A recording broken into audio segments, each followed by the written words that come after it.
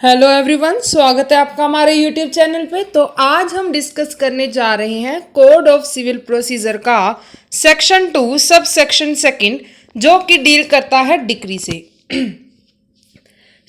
अगर आप पहली बार सीपीसी को पढ़ने जा रहे हैं और आपके भी दिमाग में यही क्वेश्चन बार बार घूम रहा है कि हम कैसे पढ़े सीपीसी को, ठीक है, क्योंकि सीपीसी जो है ऑर्डर्स और साथ के साथ सेक्शंस में डिवाइड है, पर फिर भी कैसे हम साइमल्टेनियसली दोनों को ऐसे लिखें कि जिससे हमारे एग्जाम्स में अच्छे मार्क्स आएँ। तो आप ज़रूर हमारी सीपीसी वाली प्लेलिस्ट में जाकर हमारी सारी वीडियोस देख सकते हैं, जहां पर हमने अलग अलग टॉपिक्स पे along with this section as well as order simultaneously कैसे लिखने हैं और साथ के साथ हर एक सीपीसी के टॉपिक को समझाया है। आज हम डिस्कस करने जा रहे हैं डिक्री को। डिक्री का मीनिंग क्या होता है, कैसे अटेम्प्ट करें हम डिक्री का question in the examination for scoring the good marks. ठीक है, तो सबसे पहले शुरुआत करते हैं इंट्रोडक्शन से। ठीक है, जब भी आपने क्वेश्चन अटेम्प्ट करना है डिक्री का, ये एक काफ़ी बड़ा क्वेश्चन बनता है 16 या 20 मार्क्स के लिए, तो आराम से बन जाएगा ये क्वेश्चन। ठीक है, तो आपने स्टार्ट करना है इंट्रोडक्शन से, जिसमें आपने बताना है कि ये जो है डिक्री, इसमें जुडिशरी डिटरमिन करती है राइट्स ऑफ द पार्टीज। ठीक है, by the court judicial determination होती है। जुडिशियल डिटर्मिनेशन अब क्यों होती है, कोर्ट क्यों करती है? क्योंकि अगर जो है कोर्ट ने अपना माइंड नहीं अप्लाई किया, जुडिशियल माइंड, तो फिर कोई मकसद नहीं रह जाएगा डिक्री का। ठीक है, तो जब भी कोर्ट ने जुडिशियल डिटर्मिनेशन के साथ क्या करना है, डिटर्मिन करना है राइट्स ऑफ द पार्टीज, तो सिर्फ और सिर्फ दो चीज़ें निकल कर आती हैं। सबसे पहली होती है ऑर्डर और दूसरी होती है डिक्री। ठीक है, जो कि बताई गई है सेक्शन 2 सब सेक्शन सेकंड पे। ऑर्डर पे भी हमने एक वीडियो बनाई हुई है, आप हमारे प्लेलिस्ट में जाकर चेक कर सकते हैं। ठीक है, तो सबसे पहले मैं आपको जनरल मीनिंग बता दूं कि क्या होता है डिक्री का मतलब। ठीक है, तो जैसे कि मान लीजिए आपने सूट फाइल किया था किसी भी सिविल कोर्ट में, और जिसमें आपके 4 भाई साथ थे, आपने कहा था कि हमने तो भी पार्टीशन करनी है। अब कौन सा हिस्सा कहाँ पर कितना अलॉट होगा किस भाई को, ठीक है, तो वो तो जो है वो तो जजमेंट में थोड़ा कोर्ट लिख सकता है। तो क्या करेगा कोर्ट, सिर्फ और सिर्फ जजमेंट में जो इश्यूज हैं, मेन इश्यूज हैं, उनको डिटरमिन कर सकता है, पर कितना हिस्सा कौन सी साइड में, कौन सी बाउंड्री किस भाई को जाएगी, तो वो डिक्री में बताया जाएगा। ठीक है, तो अगर आप ऑर्डर 20 देखें सीपीसी का, तो वहां पर लिखा हुआ है कि जज ने क्या करना है, 15 दिनों के बीच बीच में डिक्री को बनाना है, अगर उसने कोई भी अपनी जजमेंट दी हो तो। ठीक है, तो 15 दिनों का ये जो है उस पर डिक्री बनाई जाएगी कोर्ट, और कोर्ट जो करेगा फ्रेम करेगा डिक्री, जिसमें छोटी सी छोटी डिटेल भी लिखी होगी। ठीक है, तो एसेंशियल्स हम डिस्कस करने जा रहे हैं। सबसे पहला एसेंशियल है there must be an adjudication. हम ये समझकर आज की वीडियो बना रहे हैं कि आपने एडम लॉ को बहुत अच्छे से पढ़ा होगा, पर अगर आपने फिर भी एडम लॉ को नहीं पढ़ा, तो हम आपको एक तरह से बता देते हैं कि एडजुडिकेशन होता क्या है। जनरली आपने डिस्कस भी यही करना है कि what is the meaning of the adjudication. ठीक है, जब जो है जुडिशरी डिटर्मिन करती है राइट्स ऑफ द पार्टीज, ठीक है, किसके द्वारा, by applying it's judicial mind.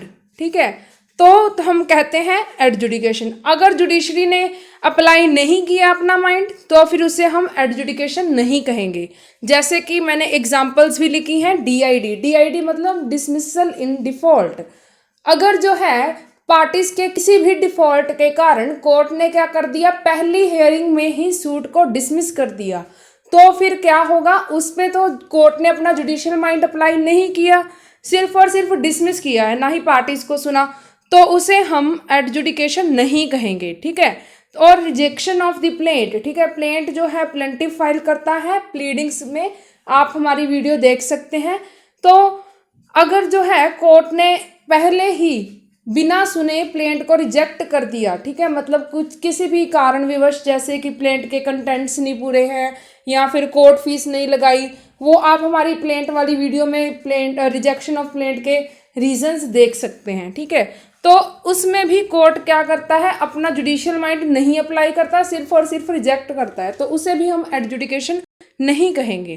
ठीक है, तो सेकंड पॉइंट जो है वो है कि एडजुडिकेशन भाई होना चाहिए सूट में। ठीक है, अब भाई सूट का क्या मतलब है, अगर आप सेक्शन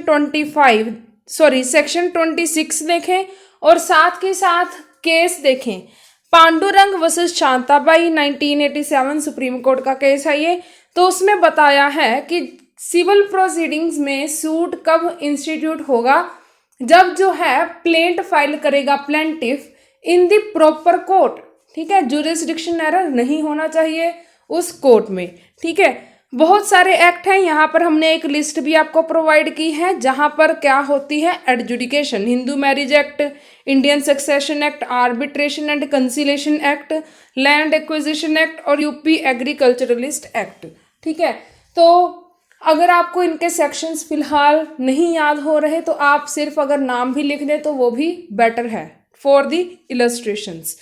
थर्ड इसेंशियल क्या है, अब determination of rights of the party for matter in controversy. ठीक है, ये तो आपको बिल्कुल ही पता होगा कि अगर को पार्टीज जाती हैं कोर्ट में तो किसके कारण जाती हैं, क्योंकि एक पर्टिकुलर पॉइंट पे वो जो पार्टीज हैं मैच नहीं हो रही, मतलब कि उनके ओपिनियन मैच नहीं हो रहे, एक तरफ तो वो रिजेक्ट कर रही है किसी भी चीज़ को और दूसरी तरफ वही पार्टी एक्सेप्ट कर रही है उसी चीज़ को, तो क्या होगा, जिस चीज़ को वो एक्सेप्ट या रिजेक्ट कर रही हैं दोनों पार्टीज, तो उसे कहेंगे हम मैटर इन द कंट्रोवर्सी। ठीक है, तो कोर्ट ने उस ही मैटर इन द कंट्रोवर्सी को क्या करना है, डिटर्मिन करना है। अब पार्टीज में कौन कौन आता है भाई, plaintiff and defendant, third party हम इंक्लूड नहीं करेंगे जब तक उसका कोई भी इंटरेस्ट ना हो और साथ के साथ उसने लीव ऑफ द कोर्ट नहीं ली। ठीक है, ये हम ऑर्डर 1 में एक वीडियो बनाई हुई है, तो आप उसमें भी जाकर चेक कर सकते हैं। ठीक है, तो अब राइट्स ऑफ द पार्टी क्या होता है भाई, राइट्स ऑफ द पार्टी सिर्फ और सिर्फ सब्सटेंटिव राइट होने चाहिए, कोई भी प्रोसीजरल राइट नहीं। ठीक है, तो जैसे कि उन्होंने कहा कि हाँ हमारा जो है, वैसे तो कोर्ट खुद भी कहती है अगर कोई भी प्रोसीजर जो है कोर्ट ने अच्छी तरह से फॉलो नहीं किया तो वो सारी प्रोसीडिंग्स जो होती हैं विशिएटेड होती हैं, पर फिर भी यहाँ पर जो है डिटर्मिनेशन की जानी चाहिए वो सब्सटेंटिव राइट पे होनी चाहिए। ठीक है, तो फोर्थ पॉइंट है कंक्लूसिवली डिटर्मिनेशन। तो अब भी एक तो होता है डिटर्मिनेशन, एक होता है कंक्लूसिव डिटर्मिनेशन, मतलब कि अब उससे कोई भी अपील नहीं लगाई जा सकती। ठीक है, वो जो मैटर है वो बाइंडिंग है on the both of the parties. ठीक है, तो इसके लिए एक टेस्ट भी है जिसे हम अब डिस्कस करने जा रहे हैं कि जब तो है, मान लीजिए आपने पार्टीशन का सूट लगाया था, ठीक है, कोर्ट में, तो आपने क्या किया, डिक्री भी बनकर आ गई, एग्जीक्यूट भी होगी वो डिक्री। ठीक है, किसी भी modes of the decree, execution of the decree आपने हमारी प्लेलिस्ट में जाकर चेक किया होगा। ठीक है, तो अब जो है चाहे किसी एक आपके भाई को वो डिक्री एक्सेप्ट नहीं है, फिर भी उसने क्या है टाइम रहते अपील नहीं लगाई। ठीक है, तो फिर क्या बन जाएगी वो डिक्री, कंक्लूसिवली डिटर्मिनेशन हो जाएगी राइट्स की बाय दैट डिक्री। ठीक है, when the time period of the appeal expired. ठीक है, जब डिसीजन दिया हो एपेक्स कोर्ट ने, और इंडिया में एपेक्स कोर्ट सुप्रीम कोर्ट है। ठीक है, सुप्रीम कोर्ट से कहाँ अपील लगेगी भी, कहीं अपील नहीं लग सकती। ठीक है, तो decree is of nature which is final for the suit, जब डिक्री ही इस प्रकार की है जो कि फाइनल होगी उस सूट के लिए। ठीक है, तो फिफ्थ एंड लास्ट इसेंशियल जो है हम देख रहे हैं वो है formal expression of the court. ठीक है, अब ये नहीं कि कोर्ट ने सिर्फ और सिर्फ पार्टीज को सुना, उनका डिटर्मिन किया राइट। ठीक है, बल्कि कोर्ट ने अपने व्यूज भी एक्सप्रेस करने हैं, वो भी फॉर्मली। ठीक है, दैट मीन्स टू से एक्सेप्टिंग और rejecting the claim preferred in the plaint.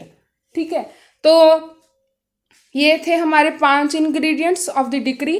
तो अब हम देखते हैं कि कौन कौन सी डिक्री होती हैं, जैसे कि award under section 28 of land acquisition act, और आप ये लिस्ट देख सकते हैं। Decree under section 5 of Hindu marriage act, award under section 36 of the arbitration and conciliation act. अब कौन कौन सी डिक्री नहीं हो सकती, जो 2 पॉइंट्स हमने पहले भी डिस्कस किए हैं, जैसे कि dismissal in default, rejection of the plaint, and third one is withdrawal of the suit by the parties.